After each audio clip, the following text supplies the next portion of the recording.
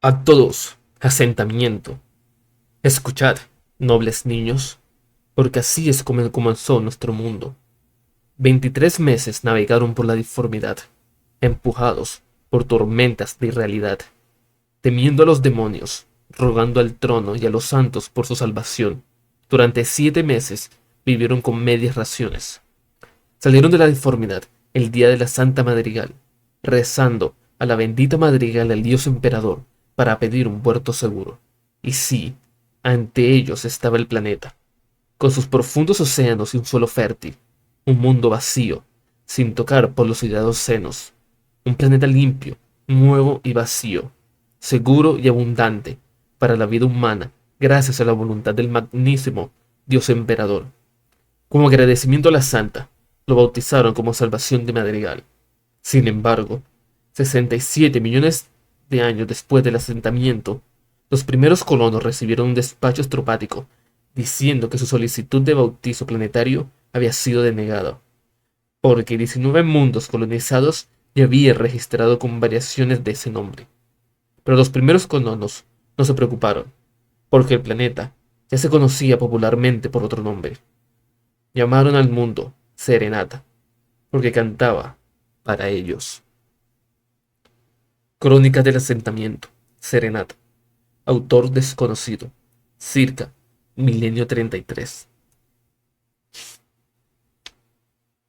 Capítulo 1. Son insectos, pero los insectos pueden picar. Humanidad. Un tratado táctico. Nemesor y Iontech. Solemneis. 7036 años hasta el siguiente apertura del Astrarium. Trascendió un paso atrás para contemplar su obra. Después de 2 siglos, estaba casi completa.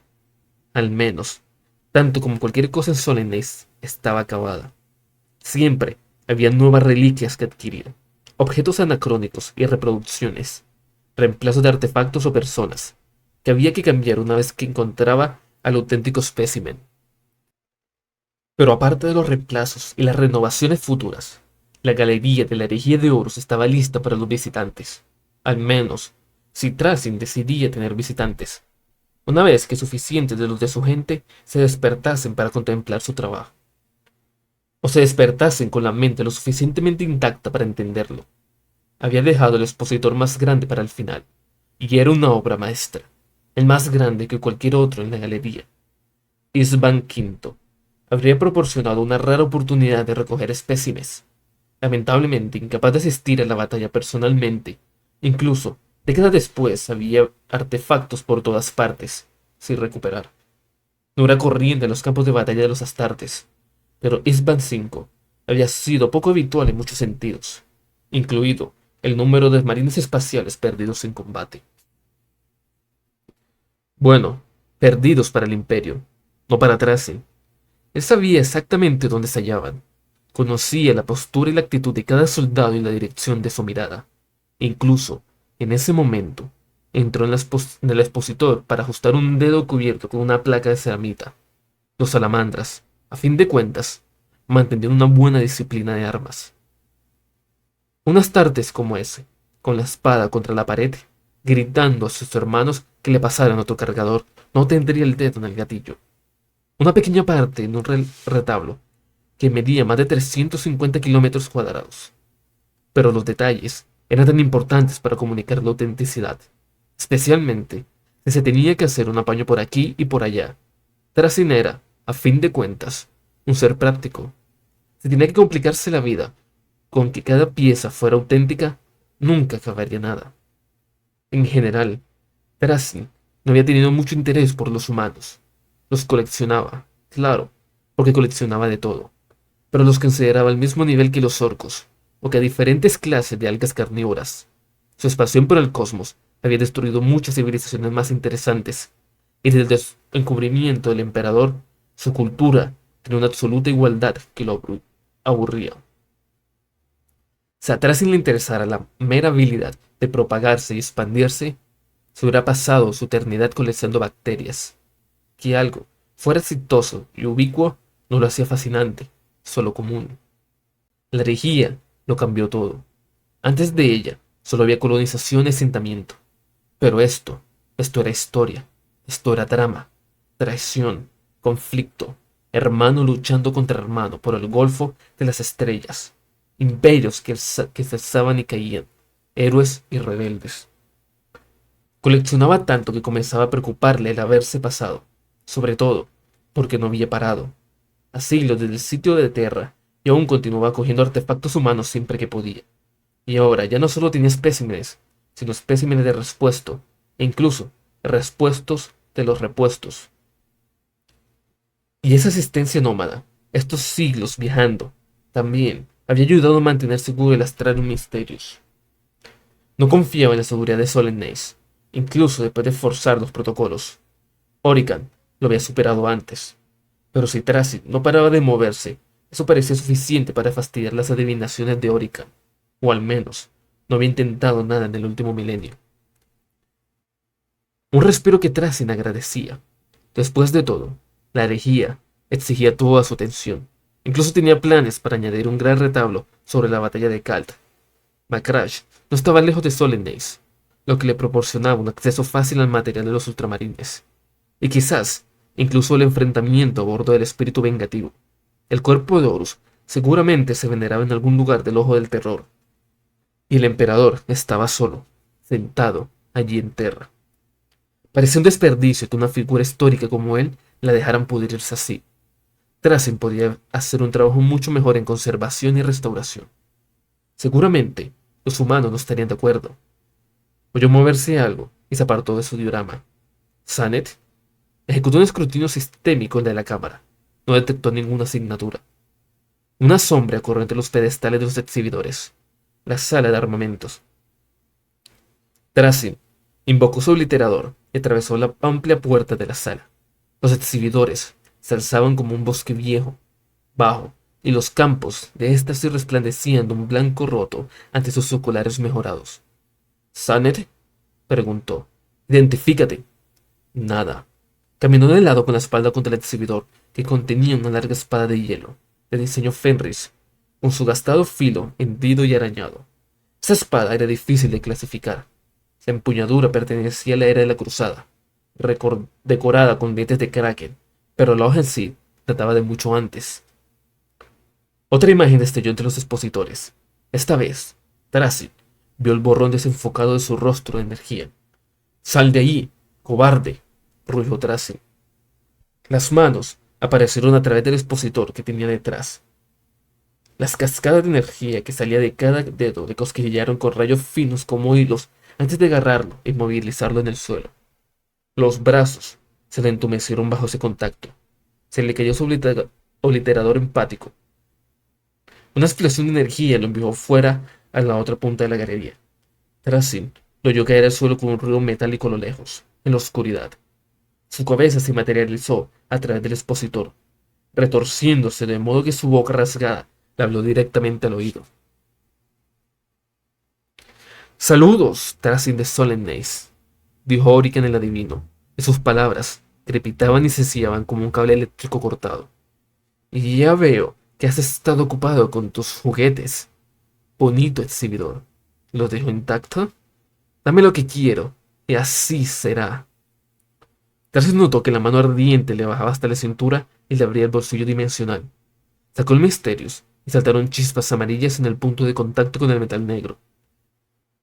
«Lo volveré a recuperar, ya sabes», respondió Tracy. «Será como dar vueltas en círculo».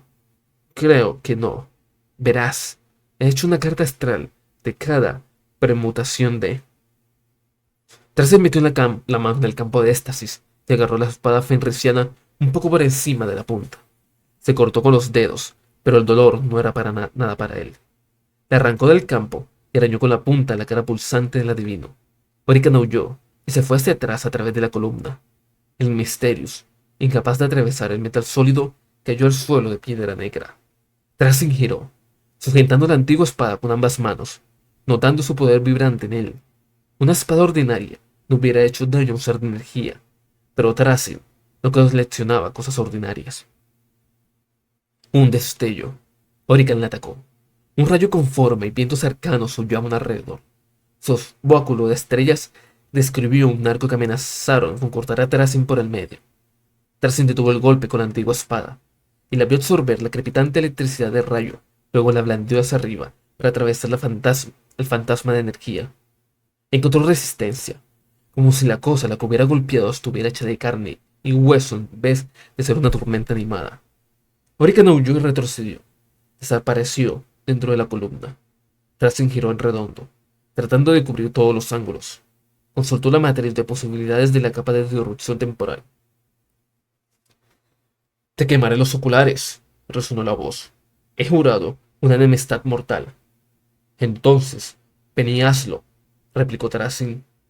Un crujido en el expositorio de Eastman.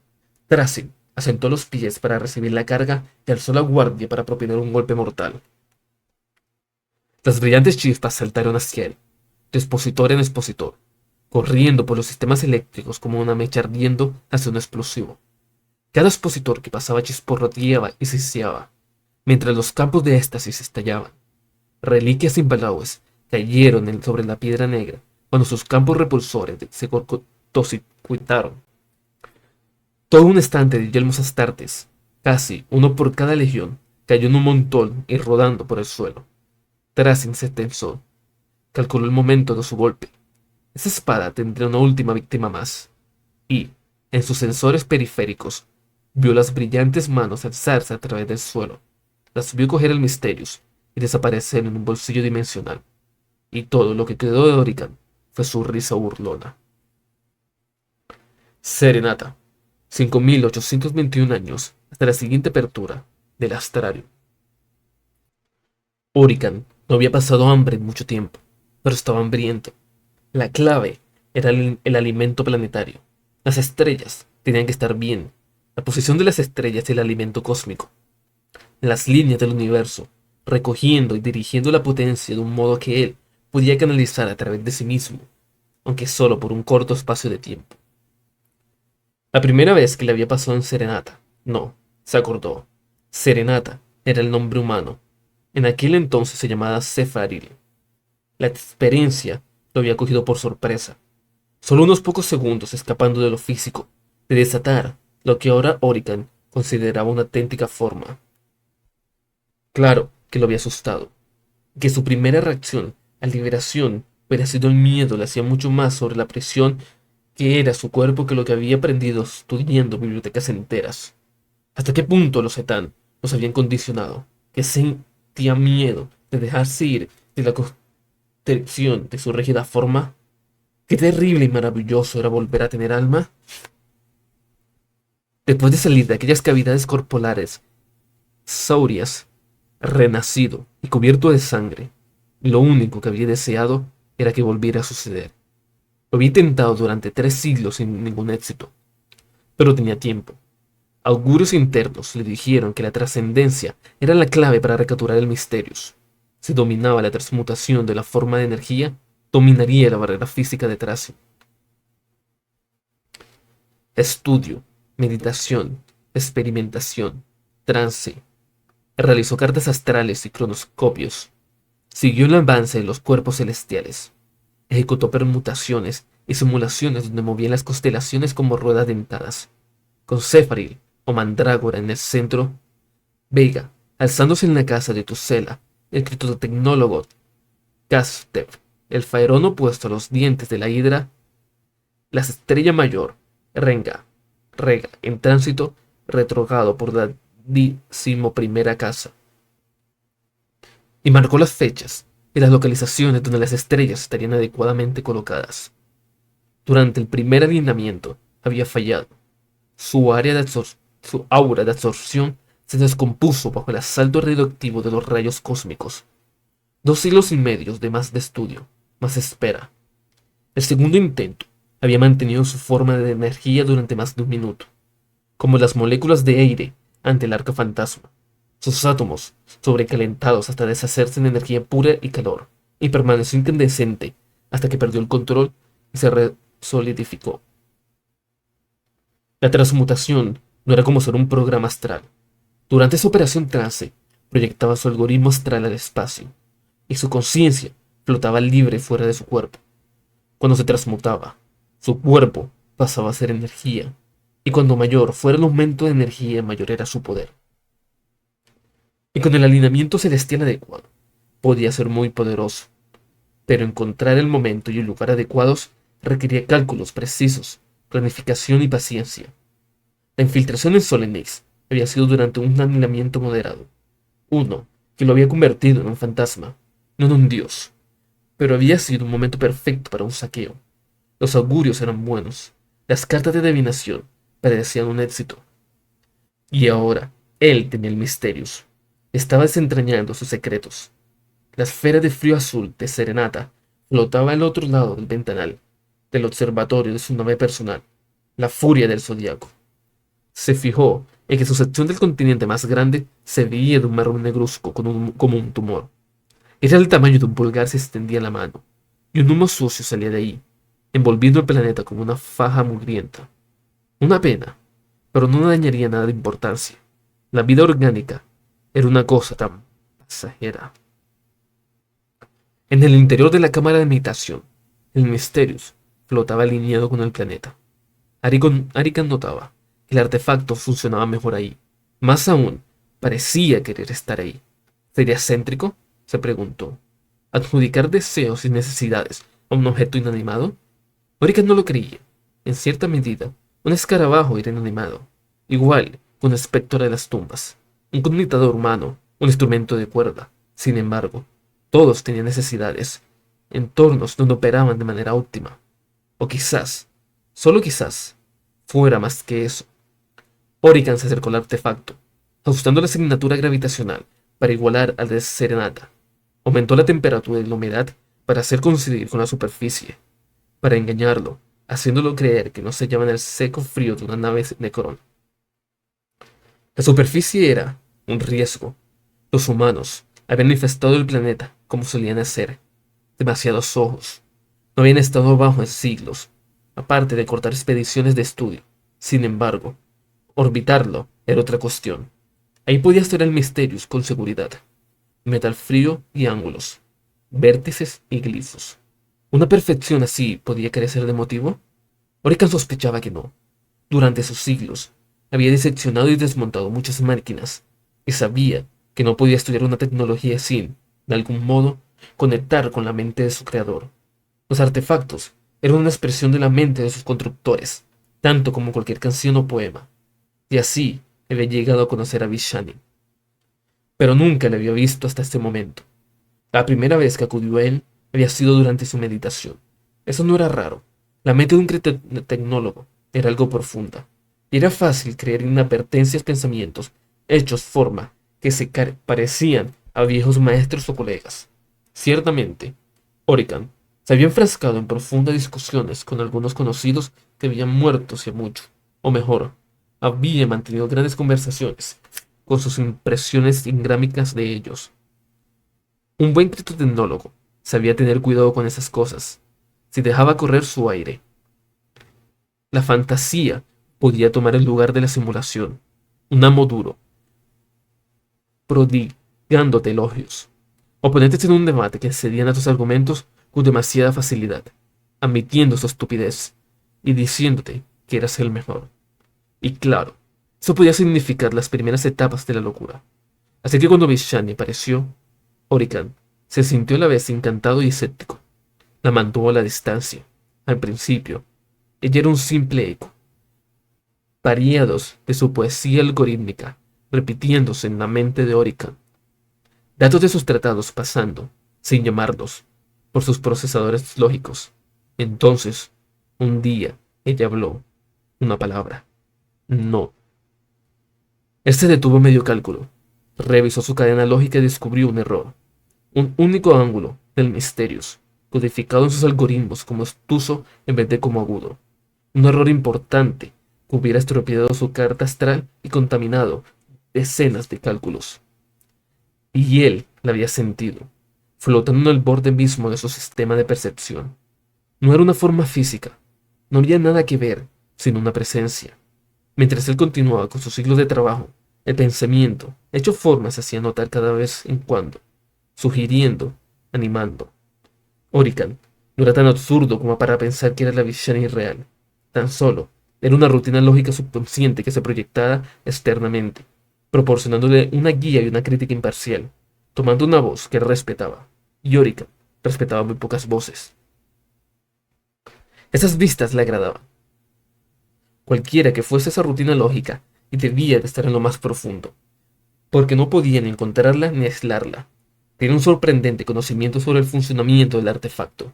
Quizás la porción de esos engramas que configuraban el conjunto de datos de Mishani hubiera adquirido una sintiencia de bajo nivel, más o menos como la de un espectro canóptico, o sus sensores le cosquilleaban al pensarlo. Quizás Mishani había insertado una porción de su propio algoritmo de personalidad en el artefacto, y él lo había ido adquiriendo durante los siglos. Sin duda, él había abierto sus propias redes neurales a esa posibilidad al emplear la cuadrícula de investigación de Relac, lo que podría explicar por qué, en nombre del dios de los dioses muertos, ella estaba justo detrás de su hombro izquierdo en ese momento. Movió la cabeza lentamente, con el ocular al máximo, por si acaso se disolvía cuando la mirara directamente. Si era una manifestación de su propia conciencia, era una vida extraña, ya que Orica no tenía ninguna base para reconstruir el aspecto que habría tenido Vishani. Si Orica no hubiera tenido aliento, se habría quedado sin él. ¡Qué buen trabajo!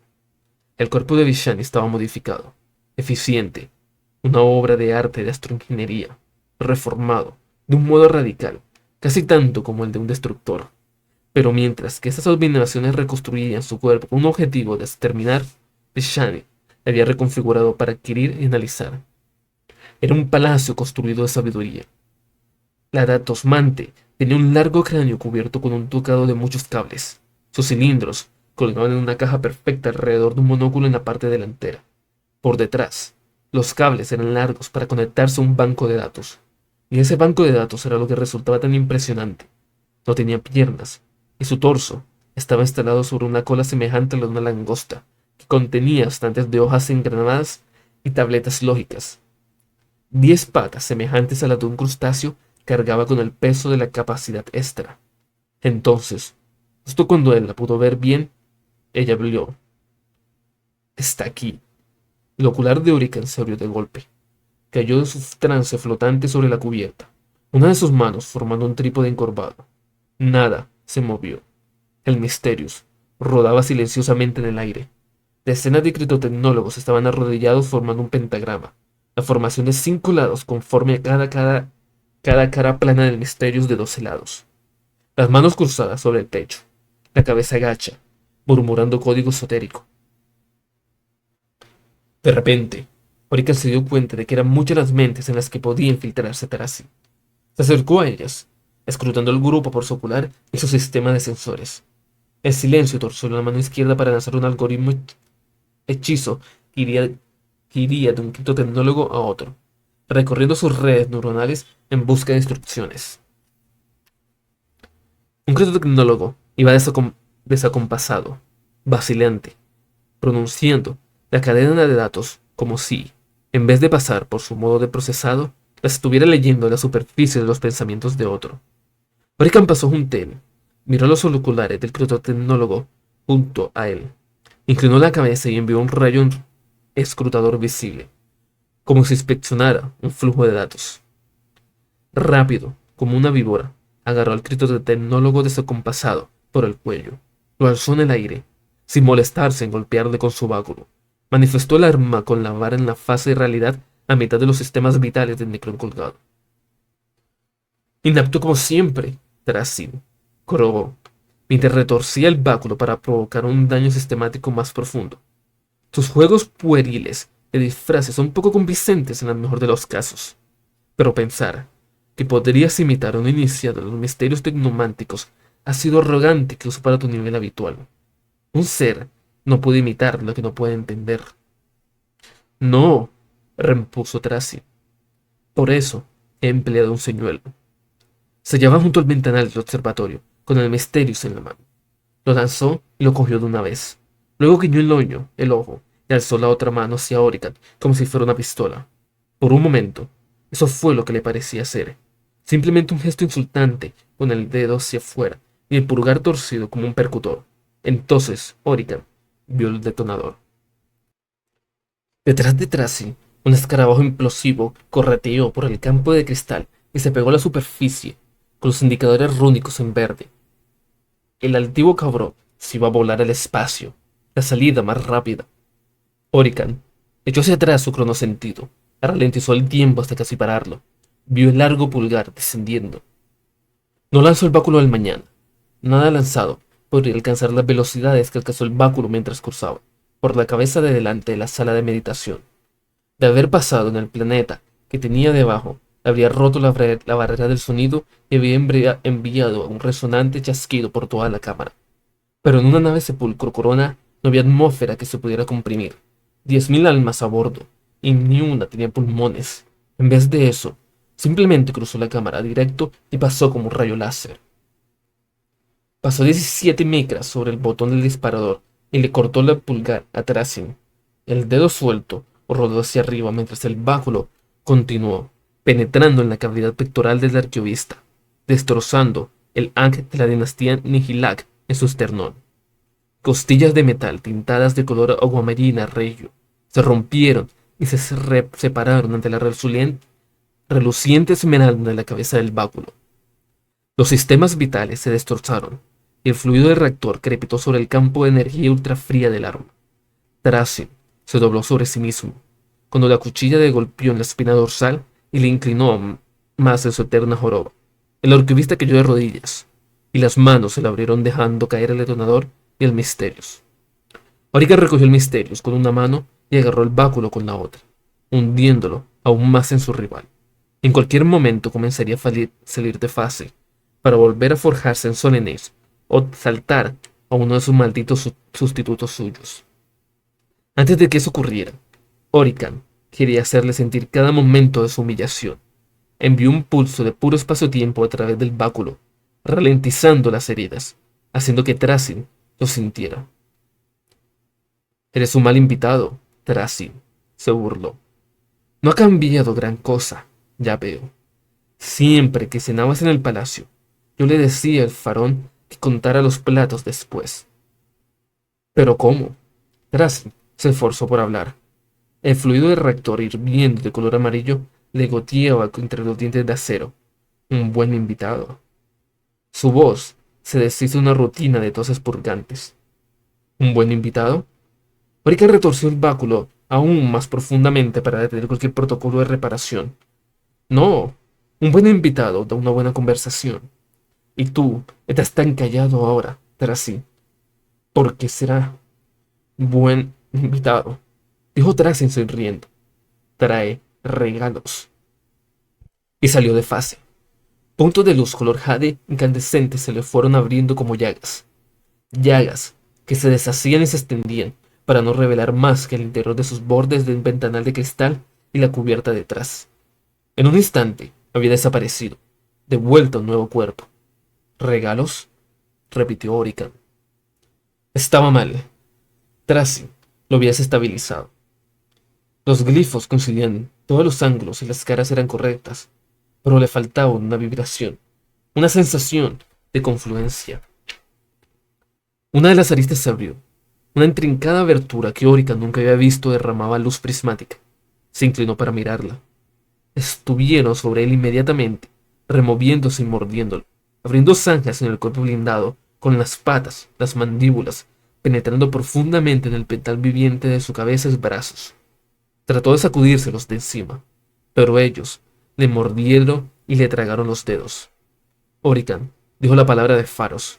Llamas azules surgieron de su cuerpo, y finalmente las criaturas se retiraron a las sombras, correteando para meterse en tubos y conductos de escarabajos.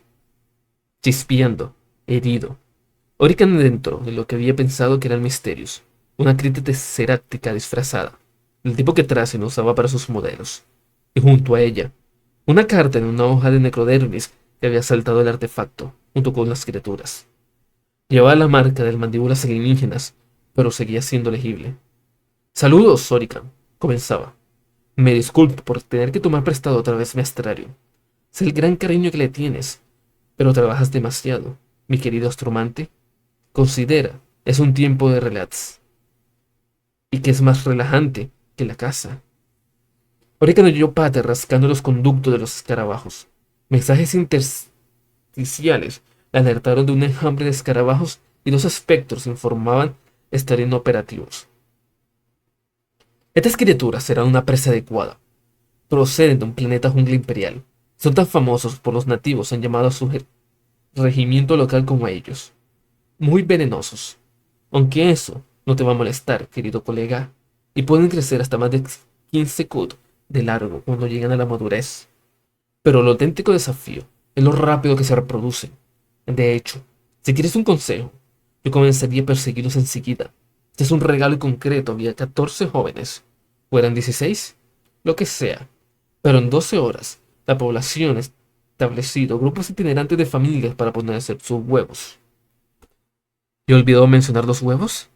La mitad de las parejas maduras que tiene sacos. La población se habrá duplicado en al menos 24 horas, suponiendo que no se coman a muchas de sus crías. Buena casa. Serenata. 2007 años hasta la siguiente apertura del astrario. A Trasil no le gustaba cazar necrones. Las guerras dinásticas no le resultaban desconocidas. Antes de la biotransferencia, las dinastías habían luchado las unas contra las otras en crueles guerras de sucesión y por enemistades a muerte. Su cultura había construido rituales enteros, religiosos y civiles, prescribiendo el método adecuado para hacer la guerra contra su propia gente. Y Trasin había estado en los sangrientos campos de esas batallas, aunque solo como observador, no combatiente, pero aún así. Y había algunos de su gente que Trasin mataría alegremente. Un cierto astrólogo loco, con la cabeza en las estrellas y su cara blindada, por ejemplo. Sin embargo, esto era diferente. Esto era exterminio. Los Eldar habían desaparecido, si muertos o huidos. Trasim no lo sabía, pero sospechaba que ambas cosas. Con su espíritu del mundo destruido, habrían tenido razón para huir, y al llegar sus escrutadores orbitales, habían detectado las estructuras en ruinas de un portal de la telaraña, construido con inmensos huesos de saurios. En cierto modo, Orican había tenido razón. Los exoditas habían vivido aquí, pero no era su mundo nativo. Eran refugiados que huían de un dios sediento de sangre, y cuando ese planeta ya no era fue seguro, alzaron el campo y se marcharon. Los humanos que había capturado, y solo para interrogarlos, no para adquirirlos, casi ni sabían que los Eldar habían estado allí. Vestidos en capas de plumas y mallas imperiales, le contaron atrás y fantásticas historias de un pasado primordial, cuando el emperador y sus ángeles habían llamado hogar a ese mundo. El propio emperador había creado las grandes estructuras de la Tierra, haciéndolas crecer del propio planeta. Parecían raras, sí, pero muchas cosas de aquella era sobrenatural nos resultarían extrañas ahora. Y así, colocaron estatuas de santos imperiales en los nichos de las casas y las veletas Eldar, pensando que eran templos alzados por el agotado dios rey de Terra. Sus manuscritos, aunque escasos, mostraban un estilo caligráfico alterado que era muy semejante a las runas, sin duda, copiado de lo que daba de las inscripciones de los edificios. Una vez Tracy había visto una capilla de San Eustace del Vacío, colocada en un cobertizo hecho de la concha de una bellera. Los símbolos imperiales se pegaban con resina epoxi, porque los clavos de los colonos no penetraban el hueso. Tracy se dio cuenta de que el edificio había sido una planta de procesado de residuos. Pero esas historias, como las extrañas capas de plumas o la caligrafía especial, no eran asunto suyo. Él quería saber sobre los hombres de metal. Origan había soltado a 112 destructores. Tracy no sabía por qué ese número, pero supuso que sería cualquier tontería numerológica que, sin duda, resultaba extremadamente significativa para el adivino. Tracy no había visto pruebas de ellos en sus previos recorridos por el lugar. Le gustaba pasar brevemente por Sepharel o Serenata, como fuera que lo llamaran, para tomar lecturas en preparación de la apertura, tener todos los ángulos abiertos. Su nueva visita al lugar donde ocurrió la anterior apertura fue descorazonadora en extremo. Era roca pelada, con la vida arrancada hasta llegar a la tierra volcánica. Los destructores comenzaban con los depredadores principales e iban hacia abajo. Los Eldar primero, luego los saurios, después los grandes carnívoros. Cualquier cosa por debajo de eso no representaba ninguna amenaza para ellos, así que pasaban al final de la cadena alimenticia. Cortaban todas las plantas, vaporizaban los árboles y la vegetación que cubría el suelo con grandes arcos en abanico de sus blásteres Gauss. Hervían los lagos y los torrentes para que no quedara agua fresca. Eran matemáticamente concienzudos y se aseguraban de que no quedara ni hábitat ni comida para los insectos. Una vez desaparecían los insectos, los pequeños anfibios y reptiles desaparecían en unos años, cada vez más esqueléticos y desesperados, hasta que solo sus corredosas pieles quedaban sobre la tierra muerta, una triste bolsa de huesos quebrados. Los destructores también las atomizaban, porque sabían que la muerte podía generar nueva vida. Lo habían aprendido después de tardar varias décadas en esterilizar la primera isla, ya que los 21 destructores que quedaban, porque muchos habían caído en combate contra los Eldar o los grandes saurios, frecuentemente tenían que regresar para erradicar nuevos brotes. Tracy pensó que era su minuciosidad lo que les había impedido arrasar todo el planeta. Mataban los organismos hasta llegar a los microbios antes de seguir adelante. La vida era tenaz en ese verde archipiélago. La geografía también iba en su contra. En un gran continente, sus tácticas fácilmente hubieran llevado a un colapso medioambiental a gran escala, al migrar especies y extenderse los fuegos. Los efectos hubieran alcanzado mucho más. En una isla, el daño estaba contenido. Pero 4500 años era mucho tiempo, incluso para un Necrón. Y en ese tiempo los destructores habían ido recorriendo el archipiélago y se habían dirigido hacia el megacontinente que cubría el otro hemisferio. Durante 3 milenios habían arrasado 2000 de las 10.000 islas del archipiélago. La mayoría carecían de vida sintiente, en las que tenían habitantes, primero Eldar y luego humanos, de vez en cuando acababan con alguno de ellos. Solo quedaban 12 cuando llegaron al continente, y comenzó la verdadera carnicería. El megacontinente padeció un colapso ambiental. La mayoría de los humanos habían preferido ocupar las islas, en parte debido a los rumores de las criaturas malignas que vivían en el continente. Era un continente fronterizo en un mundo fronterizo, salvaje e indomable. O lo que quedaba de él. Los saurios habían desaparecido. Quedaban los especímenes más pequeños, pero el ecosistema ya no podía contener a criaturas tan grandes. Tracy alzó la mirada y vio que el sol se filtraba a través de un velo de humo que marchitaba el mundo. Procedía de las selvas que estaban ardiendo. Los buscó durante 6 años. Resultaba difícil, porque el suelo volcánico les asociaba a los sensores. Los objetos bajo la superficie no podían ser detectados en absoluto, y sospechaba que no eran solo los grandes golfos del espacio los que hacía que la traslación resultara difícil en serenata. El transporte se tenía que hacer con una guadaña de la noche, un arca fantasma o a pie. Sus escasas exploraciones en el sistema de cuevas sugerían que si un Necrón moría bajo la superficie, no podía salir de fase y volver a los mundos necrópolis para repararse. Había estado persiguiendo la historia de un nómada sobre espíritus malignos cuando los encontró. Eran tres, al menos, los totalmente operativos. A unas 100 lenguas atrás, Tracy no había encontrado un cuarto, con su sistema repulsor arrancado del cuerpo de una batalla librada tiempo atrás. Aún así, arrastraba su cuerpo sin piernas por el suelo quemado, convirtiendo en cenizas a los insectos con su cañón Gauss estropeado, pulverizando gusanos con sus manos inmortales. Tracy había decapitado al destructor con un único golpe de su obliterador, dado con todo su enfado, y luego continuó golpeándolo. Pensó en la capa de plumas que se había llevado de su última visita a ese planeta, cómo centellaba con colores cerúleos, turquesas, dorado y vermellón cuando ajustaba la luz. Pensó en cómo se hubiera visto en un exhibidor los pájaros que producían esas plumas, pájaros que habían querido coleccionar en un aviero congelado. A medida que viajaba por el continente, las capas se habían ido haciendo cada vez más cortas. Los hermanos dividían las capas de sus padres para hacer las suyas, porque esos pájaros solo vivían en las altas montañas. Tras enteró la cabeza del destructor decapitado del río que quedaba, rebotó en la coraza del tórax del líder y quedó delante de ellos, con un humo verde esmeralda aún saliendo de la boca. Sus cañones Gauss, goteando neón condensado por el exceso de uso, dejaron de disparar. Se giraron. Saludos, dijo Tracy. ¿Con quién hablo? Los destructores zumbaron y crepitaron, mientras sus activadores vocales intentaron recordar cómo formar palabras. Soy el líder, Ked Bat, de los Locus, dijo el del centro. Has matado a uno de mis sirvientes. Sí, bien. Era ineficaz, subóptimo. Ya no personificaba el ideal de la aniquilación. Toda vida debe acabar, incluso la nuestra. Cesar de existir es el destino feliz de todos los que sirven a la gran limpieza. Entonces tengo buenas noticias, repuso Tracy, incapaz de disimular su desagrado. Vuestro destino feliz ha llegado. De acuerdo con mis derechos protocolares como líder supremo, en este momento os libero de la misión programada. Venid conmigo y os daré un nuevo objetivo.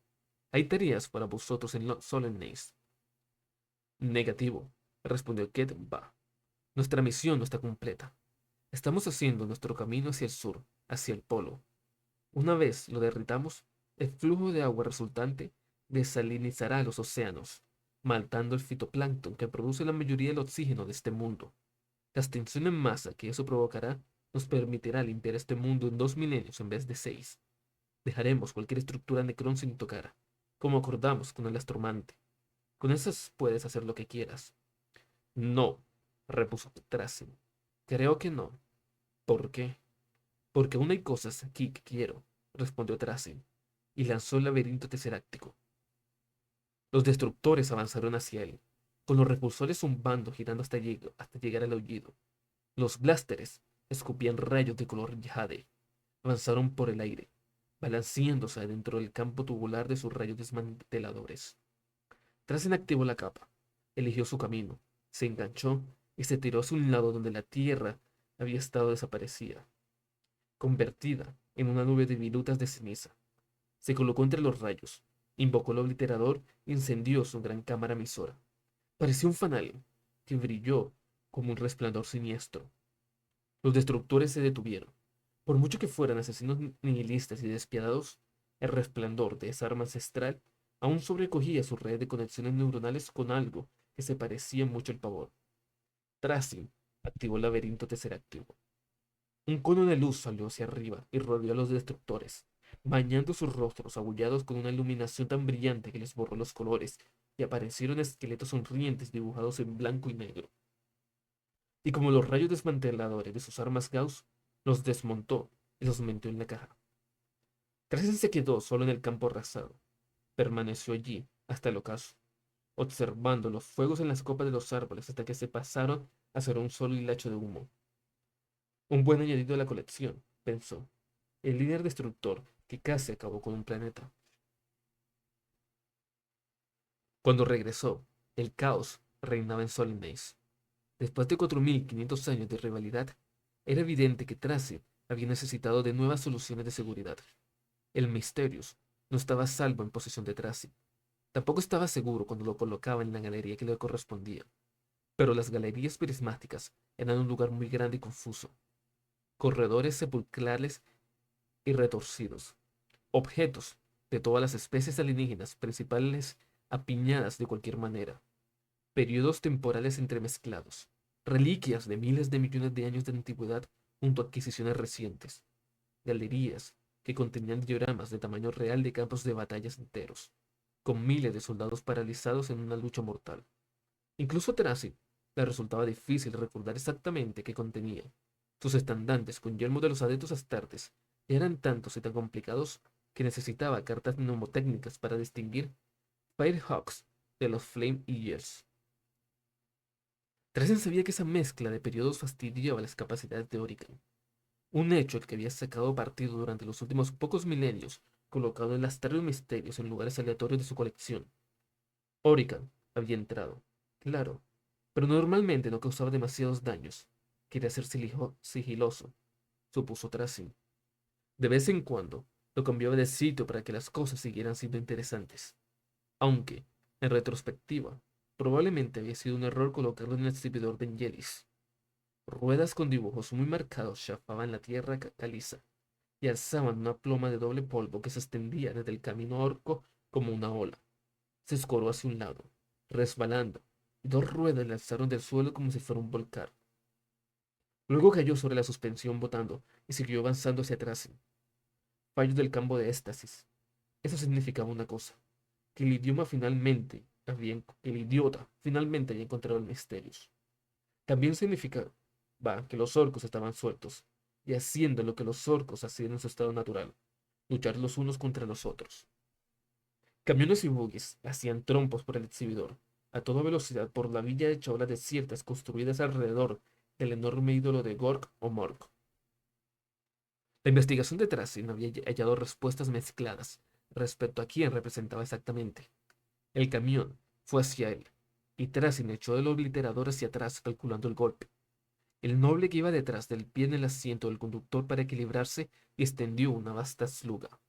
Mientras hacía lo que los orcos consideraban como apuntar, el conductor, con el asiento tirado hacia adelante por la borda del noble, conducía con sus enormes gafas protectoras solo un pelo por encima del volante.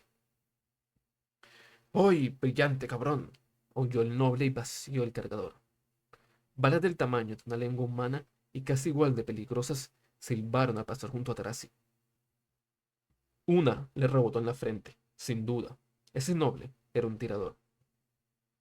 Tracy golpeó el suelo por delante del camión e hundió la tierra creando un bache ancho como un tanque de batalla. Grietas zigzaguearon hacia las ruedas que se acercaban. El camión se fue de morros y cayó hacia adelante. El noble huyó encantado cuando, de repente, se vio por los aires.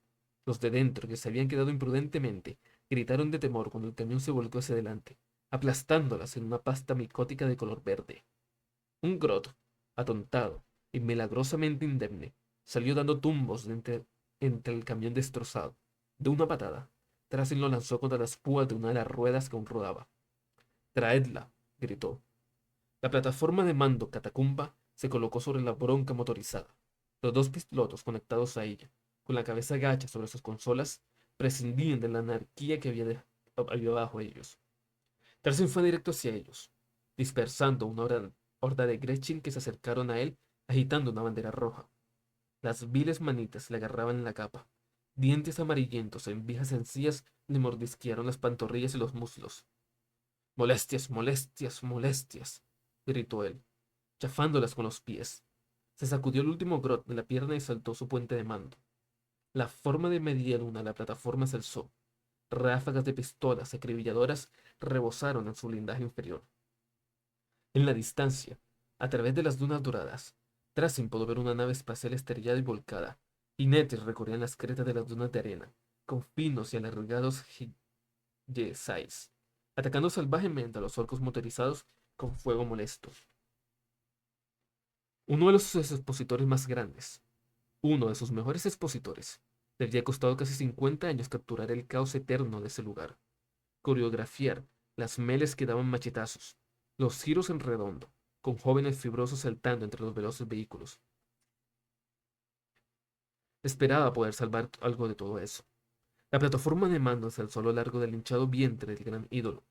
Salían disparos de su interior, agujereándole la piel, y Tracy se dio cuenta de que la lucha había llegado hasta dentro. Será mejor parar esto, pensó. Sanet, trabajando para restituir los campos de éxtasis, ¿tener vista? Le llegó la respuesta intersticial. Pues date prisa. No queremos que enciendan ese artilugio. ¿Crees que el motor funciona? Preguntó Sanet. ¿Motores? Corrigió Tracy. Hay unos 70, dependiendo de la definición de motor que elijamos. Levanta esos campos, Sanet. No quiero estar en órbita. Volaron unos pernos en el costado del ídolo. Uno de los soportes del pórtico cayó, y la plataforma de mando bajó bruscamente para evitar un golpe desde el cielo. Maldita sea la autenticidad, pensó Tracy. La próxima vez que quiera un cohete, lo colocaré sin fuel. Entonces se lo vio, una silueta en el ojo izquierdo del ídolo, el lugar donde él, quizás, pasándose un poco de listo, había ocultado el Astrario Mysterious. Sus oculares ampliaron la imagen, limpiaron las interferencias. Ya sabía que se iba a encontrar. Orican, con su necrodermis dañada y sucia por su pelea para ascender por el interior del ídolo. Era evidente que las cosas tampoco le habían sido exactamente como lo había planeado. En una mano sujetaba el Astrario Mysterious, cuya piel de metal relucía, como si estuviera complacido con el cambio. Orican clavó su báculo hacia abajo, y volaron los pernos de otro pórtico, que cayó, torciéndose de una forma nada natural hacia la plataforma. Tras él lanzó un campo de éxtasis. y lo detuvo en el aire hasta que hubiera pasado. Luego, lo dejó ir y lo vio aplastar un distrito de chabolas que él había diseñado, casa por casa. Sobre él, y a través del rugido de los impulsores del cohete, oyó reír a Orican. Tracid lo miró de nuevo. Notaba su reactor central girando muy deprisa por la furia, como si fuera a estallarle. Los cálculos de restauración devolvieron un resultado estimado, que iba a casi 1 millón de horas de hombre. Un siglo de esfuerzo desperdiciados. Y si el ídolo cohete despegaba, triplicaría eso. Tracid notó las mejillas mojadas y se dio cuenta de que estaba llorando aceite. Señor, era Sanet. 20 segundos para el despegue. Tracid supo por qué reía Orican. Tracid podía salvar una sola cosa, o bien el Mysterious, o bien la galería. Y ambos sabían que elegiría.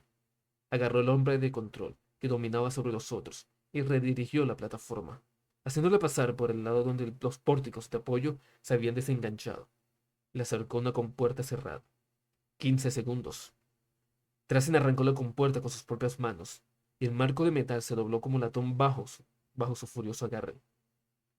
La dejó a un lado para recolocarlo luego. 11 segundos. Invocó el obliterador. La cámara interior no se parecía en nada a ninguna nave espacial que Tracy conociera. Una cubierta como un tambor, llena de cables y cadenas, con maquinaria sin sentido colgando de los techos. Barriles de cerveza de hongo chapoteaban con la reverberación de los motores que fallaban. Y un trono de mando con 2 botones, marcha y paro. Un enorme orco le lanzó un tajo con una rebanadora grande, y él le aplastó el grueso pecho con un golpe del obliterador. Luego lo invirtió y se lo clavó en el cráneo un delgado piel verde que se acercaba por su punto ciego. 8 segundos. Se abrió paso entre la multitud. Manos le agarraban para tirarlo al suelo, y él envió una descarga eléctrica por sus sistemas para sacárselos de encima. 6 segundos. El espacio se sacudió. Un mecánico se alzó entre las sombras, con electrodos crepitando por la aberrante maquinaria que le salía de la espalda y los hombros. Una tormenta localizada destellaba entre las bolsas de gas ionizado que giraban sobre su cabeza como una turbina. Bolas de luz saltaron del cañón de su rifle eléctrico aflautado, y Tracy se tambaleó, con el sistema de circuito chispeando por una sobrecarga. Se dobló por la mitad. El mundo se le volvió ceniciento y desenfocado, como una mala proyección. Entonces redirigió la energía del rayo a través de su báculo y se la devolvió al mecánico, que quedó con los músculos con espasmo y el aparato en la espalda girando fuera de control. 4 segundos. Llegó al trono de control, y el meganoble sentado en él se levantó para ir a su encuentro. La cosa era enorme. Tracy lo había instalado personalmente, eligiendo el espécimen más grande y malvado que pudo encontrar. La mega armadura, igual que una lápida y gruesa como un tanque, parecía impenetrable. Grandes cuernos curvados le salían de la tapa del cráneo. Rugió. Un sonido lento y gutural que le salió de la garganta púrpura, con lo que casi era pura fuerza física. Garrapatos, termitas le agujeraban los dientes dorados de oro, forrados de oro. 3 segundos. La garra de combate le atrapó el brazo a Tracy, mientras este bajaba el obliterador y le dobló el húmero para el otro lado. El metal se rasgó. Los sistemas hidráulicos saltaron. El fluido del reactor salió chorro por el brazo cortado de Tracy mientras ululantes alertas le cubrían la visión. 2 segundos. Tracy dirigió su brazo chorreante hacia el rostro de la bestia y huyó cuando el fluido de neón le quemó los ojos. 1. Tracy agarró a la bestia por el cuello y le estrelló el rostro contra el botón de paro. Luego, exhausto y rodeado de los aullidos de los bárbaros orcos, ralentizó su cronosentido y dejó caer en la silla de mando. Se dijo que solo sería un momento, pero tenía que recuperarse y tenía que salir luchando de ahí. Con el tiempo más lento y el mundo moviéndose como si estuvieran bajo agua, Tracy tardó un momento en darse cuenta de lo que estaba pasando. Los orcos no lanzaban gritos de guerra ni se esperaban para correr hacia el trono. Estaban hurulando, viroteándole, encantados por el espectáculo de violencia que les había ofrecido. Seguían vitoreándole cuando el campo de éxtasis los inmovilizó allí donde estuvieran. Tracy se quedó tumbado en la silla, tratando de decidir qué podía salvar de ese expositor. No su orgullo, decidió. Mandrágora, 897 años hasta la siguiente apertura del astral. Orican acababa de torcer la esquina cuando vio a Nisida salir del santuario en el hiperespacio. Su forma, larga y letal, se deslizó desde el bolsillo dimensional donde había estado esperándole desde los dioses muertos sabrían cuándo. Alzó un largo desintegrador sináptico. El resplandor de las luces verde esmeralda iluminaba el rostro del asesino de un solo ojo mientras la máscara mortuoria se deshacía como cera y se solidificaba formando las facciones de Tracy. ¿De verdad, Tracy? Bufó el adivinador. Te has rebajado a ser una C. El desintegrador atravesó el gran óculo central de Orican, y la bola de fuego silbó por su estructura craneal como una tormenta de arena en un templo en ruinas.